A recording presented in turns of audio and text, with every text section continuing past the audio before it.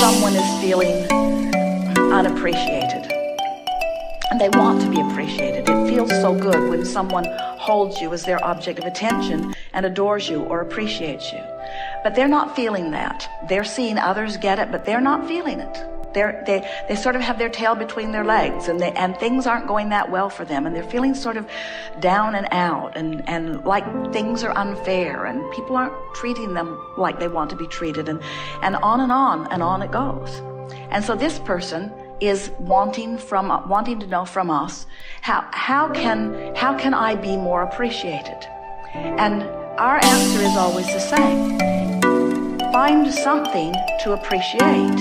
Because as you find something, whatever it is, a flower, a butterfly, a cat or a dog, a rainbow, a cloud, a dolphin jumping, something good to eat, as you find anything to appreciate, as you offer your appreciation, your vibration raises, because you can't appreciate without being a vibrational match to source energy.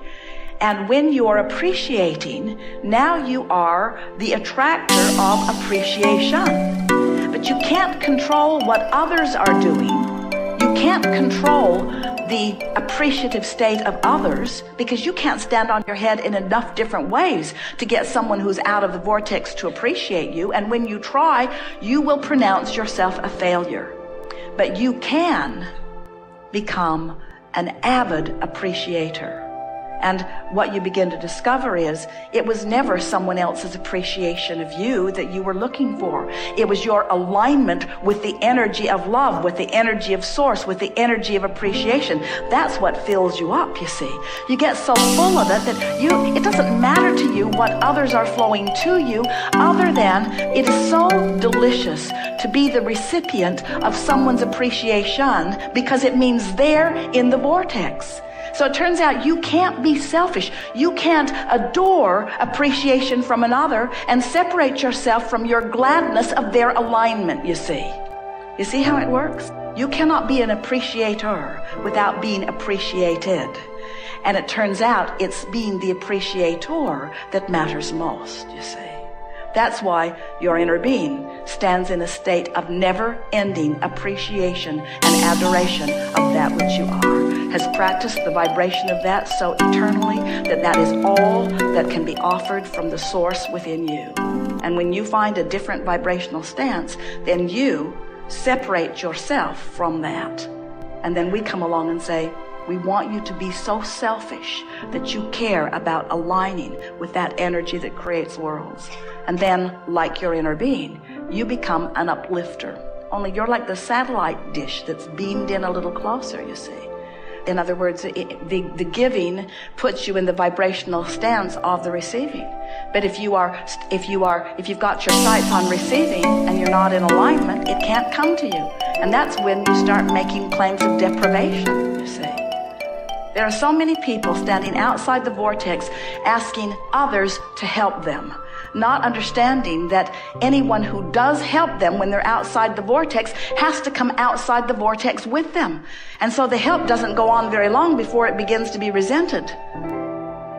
That's why needy people will suck you dry of your alignment, you see.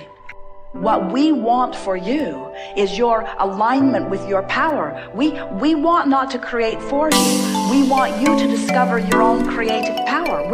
You see, for us to be in the vortex, the only thing that we or anyone has to give to anyone else is the example of the vortex, because that's where all of the joy and all of the creative juices are, you see.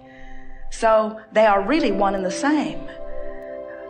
So your inner being is always broadcasting to you. And if you're not consistently in the vortex, even though your inner being is broadcasting utter appreciation and knowledge of who you are and is offering well-being, because your inner being is selfishly, hear this, tending to its own vibration, your inner being will not leave the vortex to find you wherever you are to lead you back in. Isn't that interesting? Your inner being maintains its vibrational frequency knowing that you will find it. Don't you love having an inner being who has that kind of confidence within you? Don't you love having an inner being who is projecting to you this powerful energy of well-being, knowing that you will find whiffs of it, that here and there you will find it, and as you follow it, in other words, how do you think you found us? How do you think you found this trail? How do you think you found this information? It's because you were close enough to the broadcasting of your inner being that it resonated with you when you found it. And if you will maintain enough selfishness to care about how you feel, you'll practice the energy of your being enough to know that you will know of yourself what your inner being knows, you see. So now let's go back to something. The basis of it is in understanding that the problem and the solution are entirely different vibrations, just as the question and the answer are different vibrations. So if you have a friend or know someone who needs something, and you focus on their need long enough, you will leave the vortex, and then you will associate the terrible way you feel with their need. And in time, your friendship will disintegrate because you will incorrectly associate the way you feel with their plight. But if you remember that in their problem, they are generated a solution, and you stay in your vortex where you see not their problem, but instead you know only the solution, as you practice the vibration of the solution, then you can be a catalyst that inspires them into the vortex, depending on where they are. Now, some of your friends who you have been influential with will follow you relatively easily into the vortex, and you will revel in their discovery of their solution, you see. But some of your friends will stubbornly defend their rightfulness and will argue so powerfully and profoundly and chronically for their own limitations that for you to engage with them, you will have to leave the vortex. You will have to introduce the same resistance into your frequency that they've got going on, even to communicate with them at all. So that's where this giving and receiving conversation gets a little dicey, because, and it's the reason that people are concerned about selfishness. In other words, there are a whole horde of people outside the vortex who really believe that your gift is not of value to them unless you sacrifice in some way. In other words, if it's not painful for you to give to them, then your gift isn't validated by them. Have you ever had that experience?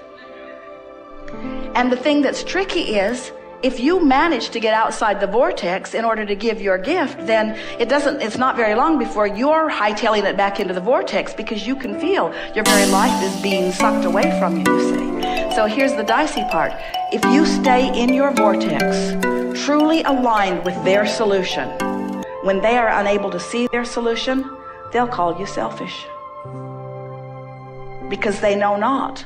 They cannot understand that in your selfishness that you are holding them in their highest good, and that it is the best thing that you can do to call them forward also, you see. So then, but if you stick to it and you maintain your frequency of it, then the universe will bring them to you at times when they can hear you best. And as you begin to revel in their solutions consistently, in time, they will begin to hear it. They will begin to recognize the validity of what you speak. In other words, let's say you're in the vortex and they're not, and this person is saying, you don't love me, you won't even call me, you don't give me your attention anymore, you don't bring me flowers anymore, you don't do what you used to do. And from inside the vortex and from outside the vortex, you would get defensive. And you would say, well, you're not fun to be with, and that's and it just gets worse. But from inside the vortex, you would say, oh, there are so many things about you that I love, and I think about them all the time. In fact, I make lists of your positive aspects. I adore the power with which you live life. I adore the deliberateness with which you intend. I feel the fire in you, and I know the power of your wanting, and I take such pleasure in my understanding that wonderful things are coming to you. I practice every day my positive expectation of the outcome that you're seeking, and I know with everything that I am that a good life is coming to you, because there is no one I've ever known that deserves it more. In other words, when you're in the vortex and you allow law of attraction to bring them to your vicinity, and you selfishly deliver to them your version of who they really are, now you have a possibility of uplifting them into the vortex. But you will never, ever, ever be satisfied, not one time ever, if you allow them to talk you out of the vortex where you're dealing with them on their terms. And so if we were standing in your physical shoes, we would give up the word selfish, and we would replace it with the word aligned. We would give up the word selfish, and we would replace it with the word empowered. We would give up the word selfish, and we would replace it with the word all that I am, with the whole of who I am, with the vortex of who I am. If you would add the word true self, true selfish, I'm truly selfish, but the peanut gallery, and we love them dearly, is not ready to hear that from you. They just want you to give them the money, or they just want you to give them the relief that they're looking for right now. And what you have to decide is, I am not willing to give them short-term relief and sacrifice my position in my vortex. I am after their long-term relief. I'm after their long-term relief. Jerry said for years, Abraham, what's in this for you? What do you want? And we explained in many different ways that we are teachers of energy and alignment. But what we are really teachers of is allowing. We are teaching you to allow yourself the fullness of all that you've become, because we know that all of your pleasure and all of your love and all of your joy and all of your satisfaction and all of your appreciation and all of your zest for life and all of your clarity and all of your friskiness comes from your alignment with the fullness of who you are, and nothing else even comes close to satisfying it. So there are a lot of people that try to fill that gap with stuff. They buy one more thing and bring it home, or eat something, or snort something, or shoot something, or drink something. In other words, they want relief from resistance. But we know that you want far more than relief from resistance. You want the fullness, the full embracing of the fullness of who you are. You are creators with the power to create worlds flowing through you, you see. And nothing less than that will ever be satisfying for you. So yes, you could say we are emphatically, stubbornly holding our vision of who you are, but it's not a vision that we made up, it's a vision that you made up. It's your creation that we are holding tight to, you see. You see it all fits together? You were source energy before you came into this physical body, and only a small part of you came and focused here. The larger part of you still exists in this vortex. As you explore the contrast, knowing what you don't want, knowing what you do want, you launch these rockets, which your inner being, and that's where we stand. We stand inside this vortex, holding steady the vibrational stance of all that you've asked for as you incrementally increase your vortex. As the capacity of who you are continues to increase, we hold steady to that vision. We hold steady to that vision, knowing with everything that we are that you will return to the vortex. And we know it for sure, because when you croak, you have no choice, because when you withdraw your consciousness from things that are bothering you, you reemerge into the wholeness of who you really are, and we revel. So why are we playing this game with you now? Because you came forth in this life experience to know the fullness of who you are, to selfishly express this energy that creates worlds. You are not humans who are inferior to that which is source, trying to catch up. You are extensions of that which is source. And so your discovery is our discovery. Your pleasure is our pleasure. Your knowing what you want is our knowing what we want, you see. There is no you getting yours without us getting ours. It can't happen. Selfish. Working out real well.